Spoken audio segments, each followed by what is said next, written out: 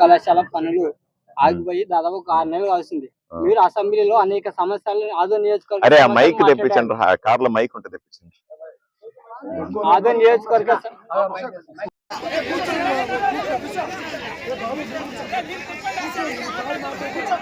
మాట్లాడడం జరిగింది.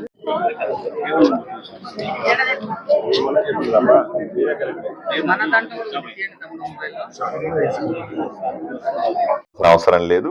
నాకు బాధ అంతా కొల్ల మెడికల్ కాలేజీ పూర్తి కాలేదని మీరు ఎండలో కూర్చున్నారని నా బాధ.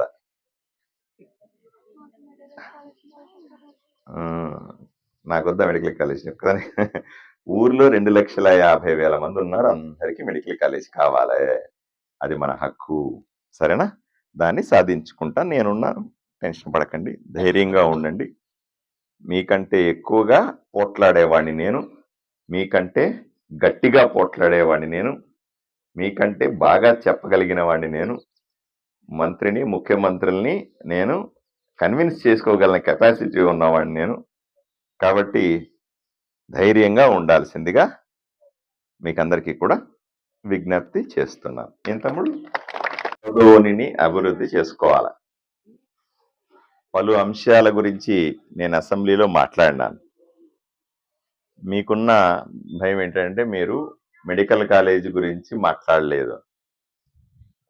మెడికల్ కాలేజీ గురించి ప్రశ్న ఇచ్చినా ఆ ప్రశ్న సమయానికి అసెంబ్లీకి చేరలేదు. అంటే మనం ఎవరంటే వాళ్ళు లేచి టపటప ఏమంటే మాట్లాడలేము.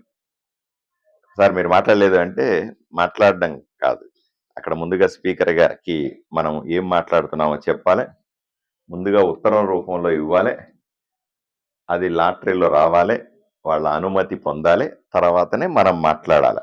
అట్లా ఎవరి బట్టికి మనం అరుచుకుంటా పోయినాం అనుకోండి అసెంబ్లీలో, అది కూరగాయల మార్కెట్ అవుద్ది, అసెంబ్లీ ఎందుకు అవుద్ది కదా. సో ప్రశ్న ఇచ్చినాను, అది మా దురదృష్టవశాత్తు రాలేదు. సో మళ్ళీ ఈసారి అసెంబ్లీ వచ్చినప్పుడు మళ్ళీ ప్రశ్న ఇస్తాను. అది వస్తే తప్పనిసరిగా మన బాధ, మనందరి బాధను అక్కడ చెప్పుకునే అవకాశం వస్తుంది. ఓకే, అంతేగాని నేను మాట్లాడడానికి ప్రయత్నం జరగలేదనేది మాత్రం అబద్ధం. మీ అందరికీ కూడా అర్థం కావాలి.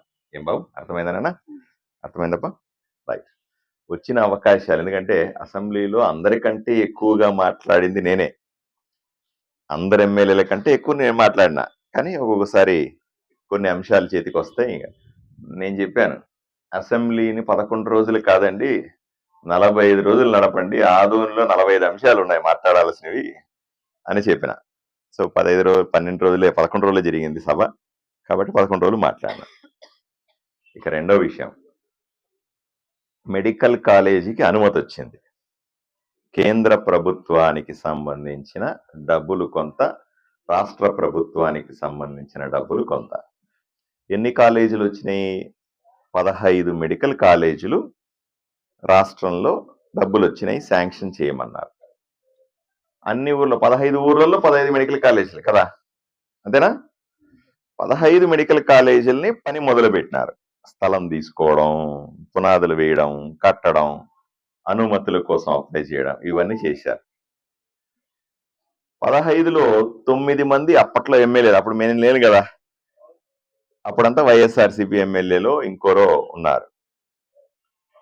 ఇక్కడ కూడా వైఎస్ఆర్సీపీ ఎమ్మెల్యే ఉండే. వీళ్ళు జాగ్రత్తగా ముందుగా జాగ్రత్త పడి టకటకా వచ్చిన డబ్బుల్ని ఖర్చు పెట్టి తొందర కట్టేస్తే అయిపోయారు.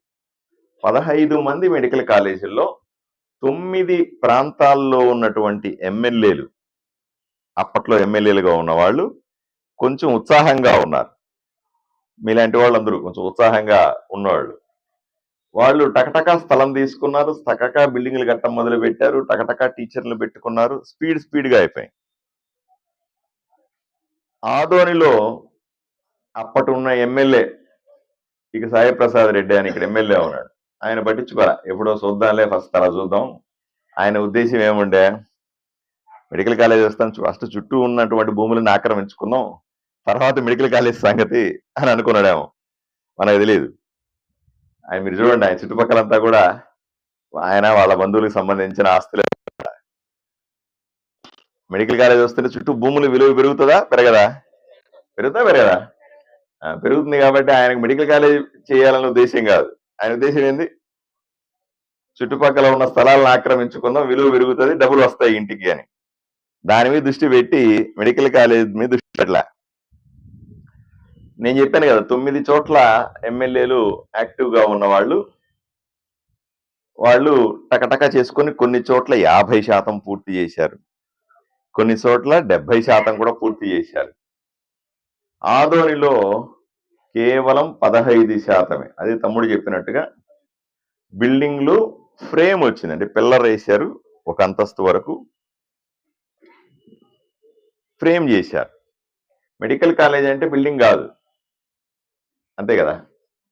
కాలేజ్ అంటే కాలేజు, మీలాంటి పిల్లలు చదువుకునే హాస్టళ్ళు, క్లాస్ రూములు, దానికి సంబంధించిన హాస్పిటలు, మెస్సులు, లోపల డాక్టర్ చేయాల్సిన చికిత్సకు సంబంధించిన వస్తువులు కదా.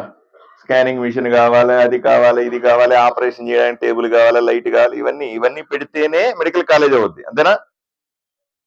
పొట్టిగా బిల్డింగ్ కట్టేస్తే అయిపోద్దా? అవ్వదు. ఆ రకంగా ఇది కేవలం 15% మాత్రమే పూర్తయింది. కొత్తగా ప్రభుత్వం వచ్చింది, చంద్రబాబు నాయుడు గారు ముఖ్యమంత్రి అయిన వెంటనే ఆయన మాకు చెప్పింది ఏమిటి? 1 రూపాయి కూడా ప్రభుత్వం దగ్గర లేకుండా మొత్తం నాకేశారు ఈ వైఎస్ఆర్సీపీ గవర్నమెంట్ లో ఉన్నవాళ్ళు. 1 రూపాయి కూడా లేదు ఈ రాష్ట్రాన్ని అభివృద్ధి చేయాలంటే. అప్పులు పోనీ, డబ్బులు లేకపోతే పోయినాయి. 10,35,000 కోట్ల రూపాయలు. ఎంత? 10,35,000 కోట్ల రూపాయలు. 1 కోటి అంటేనే గొప్ప విషయం కదా తల్లి. 10 లక్షల కోట్లు అంటే ఆలోచన చేయడం డబ్బులో. అంతా అప్పు చేశాడు. ఎలా అప్పు చేశాడు? నేను ముఖ్యమంత్రిగా ఉండకపోయినా పర్లేదు, నీ పేరేంటిప్ప? లింగప్ప కడతాడు. నీ పేరేంటి తల్లి? ఉమాదేవి కడుతుంది, నవనీత కడుతుంది, అనురాధ కడుతుంది. మా రాష్ట్రంలో ఉన్న 5 కోట్ల మంది అప్పు తీరుస్తారు అని ఎంత డబ్బులు తెచ్చాడు? అని తెచ్చారు. తెస్తే ఈ రోజున రాష్ట్రంలో ప్రతి వ్యక్తి పేరు మీద, అరుణ పేరు మీద, లింగన్న పేరు మీద, పాప పేరు మీద, ఈ కెమెరాలు తీసుకున్న మీడియా వాళ్ళ పేరు మీద, అందరిని ఎత్తిన సుమారుగా 2 లక్షల రూపాయల అప్పు ఉందని మీకు తెలుసా? నీకు తెలుసా? నీ పేరు మీద 2 లక్షల అప్పు ఉందని నీకు తెలుసా? లింగన్న తెలుసా? మరి తెలిసి చెప్పాలి కదా గట్టిగా బిడ్డలకి అందరికి. నీకు తెలుసా తమ్ముడు? నీకు తెలుసా లీడరు? మీసాలు తిప్పుతావు చెప్పాలి కదా, మరి చెప్పాలి కదా తమ్ముడు. నీకు తెలుసా తమ్ముడు? గట్టి కడుతున్నా చెప్పాలి కదా మీరు కదా.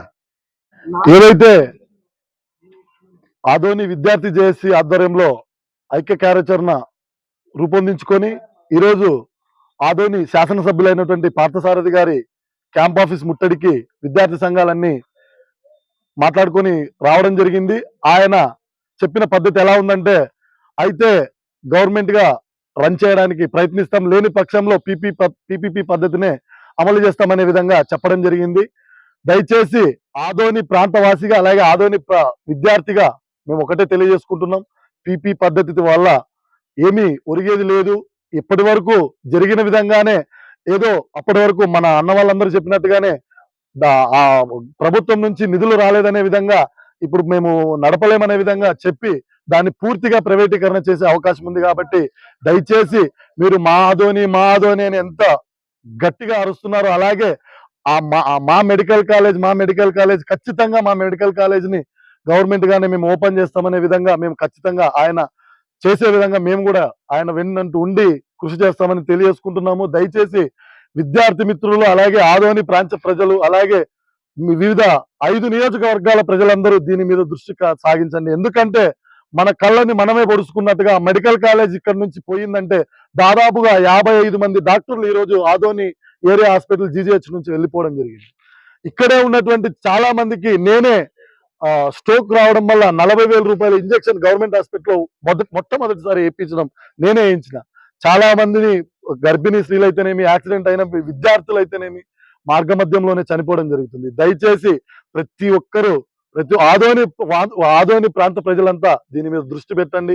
ఖచ్చితంగా మేము చేసే ఉద్యమాలకు మీరు కూడా మీ వంతు సాయంగా ఎలాగా సాయం అందించినా ఖచ్చితంగా మేము కూడా మిమ్మల్ని పాల్పంచుకొని మెడికల్ కాలేజీని కాపాడుకునే దిశగా ఖచ్చితంగా మేము కృషి చేస్తాం. అన్నగారు చెప్పినట్టుగా కూడా మిగతా కాలేజీల పరిస్థితి కూడా విద్యార్థి సంఘాలుగా మేమంతా కూర్చొని మాట్లాడుకొని ఖచ్చితంగా మీరు చెప్పిన విధంగా ఖచ్చితంగా మేము కూడా చేయడానికి సిద్ధంగా ఉన్నాం. విద్యార్థుల కోసమే మా ప్రాణాలు అర్పించడానికి కూడా మేము సిద్ధంగా ఉన్నామని తెలియజేసుకుంటూ ఈ అవకాశం ఇచ్చిన మీ అందరికీ కృతజ్ఞతలు తెలియజేసుకుంటూ నా పేరు రమేష్, BDSF స్టేట్ కన్వీనర్. విద్యార్థి జేఏసీ ఆధ్వర్యంలో ఏదైతే ఆదోని పట్టణంలో మెడికల్ కళాశాల పనులు నిలిపేసిన పనులు వెంటనే గురిప్రారంభించాలని చెప్పేసి ఈరోజు ఆదోని నియోజకవర్గ శాసనసభ్యులు కార్యాలయం ముట్టడించడం జరిగింది. విద్యార్థి సంఘాలుగా ఈరోజు ఈ రాష్ట్ర ప్రభుత్వానికి స్థానిక ఉన్నటువంటి ప్రజాప్రతినిధులు ఒకటి మేము విజ్ఞప్తి చేస్తాం.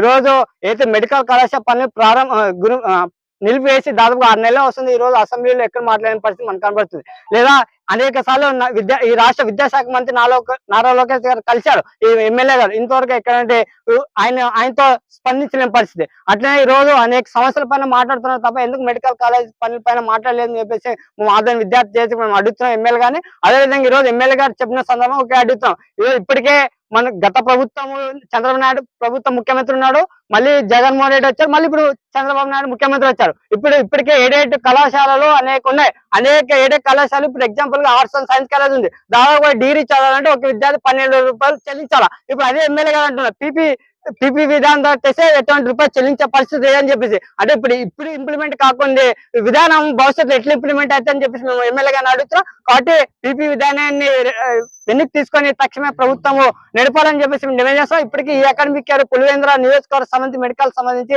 50 సీట్లు రాష్ట్ర ప్రభుత్వం కేంద్ర ప్రభుత్వం కేటాయించినటువంటి 50 సీట్లు ఈ రోజు మేము నడిపలేమని చెప్పేసి రాష్ట్ర ప్రభుత్వం చేతులు ఎత్తి ఈ రోజు కేంద్ర ప్రభుత్వానికి లేఖ రాసిన పరిస్థితి మనకు కనబడుతుంది. ఈ అకాడమిక్ ఇయర్ దాదాపు 700 సీట్లు రాష్ట్ర పేద విద్యార్థులు 700 మెడికల్ సీట్లు నష్టపోయారు. కాబట్టి రాష్ట్ర ప్రభుత్వం ఈ కేంద్ర ప్రభుత్వం వెంటనే స్పందించి మెడికల్ కాలేజ్ ప్రారంభించి తక్షణమే విద్యార్థులు న్యాయం చాలా లేని పక్షంలో పెద్ద ఎత్తున ఆన్ చేయడానికి మనం విద్యార్థి జేఎస్ గా శ్రీకాంత్ చెప్పి తెలియజేస్తూ ఆదోని విద్యార్థి జేఎస్ కన్వీనర్ శ్రీనివాసులు. అర్ధాంతరంగా మెడికల్ కళాశాలను నిలిచిపోవడం జరిగింది. మరి వెంటనే తక్షణమే పునఃప్రారంభించాలని ఈరోజు స్థానికంగా ఆదోని నియోజకవర్గ శాసనసభ్యులు గౌరవనీయులైన పార్థసారథి సార్ గారికి ఈరోజు వినతి పత్రం ఇవ్వడం జరిగింది విద్యార్థి సంఘాలుగా. అలాగే ఆయా కళాశాలల నుంచి నోబుల్ కళాశాల అలాగే విశ్వనారాయణ కళాశాల నుంచి ఈరోజు ఎమ్మెల్యే క్యాంప్ ఆఫీస్ దగ్గరికి రిప్రజెంటేషన్ ఇవ్వడం జరిగింది. మరి రానున్న రోజుల్లో కూడా ఎమ్మెల్యే సార్ గారు స్పష్టత ఇచ్చినారు విద్యార్థులకు మరి విద్యార్థి సంఘాల నాయకులకు. కాబట్టి ఏవైతే మెడికల్ కళాశాలలో అర్ధాంతరంగా పనులు ఆపేయడం జరిగిందో వాటిని తిరిగి పునఃప్రారంభించాలని ఈరోజు విద్యార్థి సంఘాలుగా డిమాండ్ చేయడం జరిగింది. ఈ రోజు అర్ధాంతరంగా దాదాపుగా కర్నూలుకు పోతే 100 మంది ప్రాణాలు పోతున్నాయి. ఆ ఉద్దేశంతో ఈ రోజు ప్రతి ఒక్కరు కూడా మెడికల్ కళాశాలను స్వాగతించడం జరిగింది. ఆదోని ప్రాంత వాసులుగా మేము ఒకటే అడుగుతున్నాము, ఈ రాష్ట్ర ప్రభుత్వాన్ని శాసనసభ్యులు గారిని ఒకటే అడుగుతా ఉన్నాం, మెడికల్ కళాశాల పూర్తయ్యేంత వరకు ఉద్యమాన్ని ఆపే ప్రసక్తి అంటూ ఉండదు. రానున్న రోజుల్లో కూడా ఉద్యమాలకు శ్రీకారం చుట్టి మెడికల్ కళాశాల పునఃప్రారంభించేందుకు శ్రీకారం చుడతామని ఈ సందర్భంగా తెలియజేసుకుంటూ నా పేరు ఉదయ్ కుమార్, DSF జిల్లా ఉపాధ్యక్షుడు.